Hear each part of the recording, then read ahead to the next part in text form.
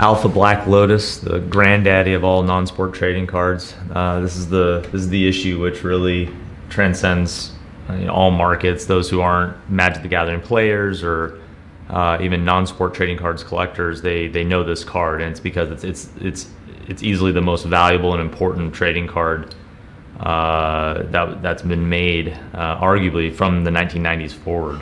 This is just an incredibly important issue, which represents really like the cornerstone issue for the entire game of Magic. 25 million players worldwide, and certainly a game which has no signs of reducing in popularity.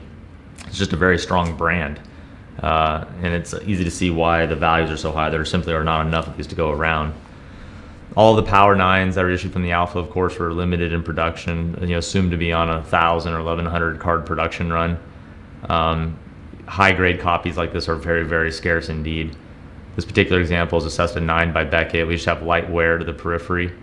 We have a edges subgrade of an 8.5, a very nice centering subgrade of 9.5, so it's a very well-framed example.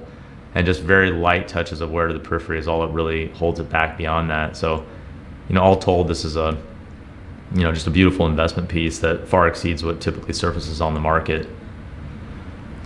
As always, it's a good idea to zoom in on the details on the website. Those are the highest res images that we can provide. These videos are fun because we can kind of like tilt the cards in the light a little bit, but in a lot of ways there's even more detail on the website, so I always encourage people to take a look. As we scan around, there's just a little bit of wear to the periphery. Corners and edges, just little tiny touches. There's a small nick on the back edge here. The edges subgrade is an 8.5.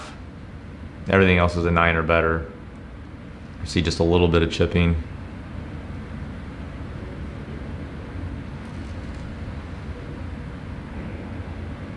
And just a couple little microchips here.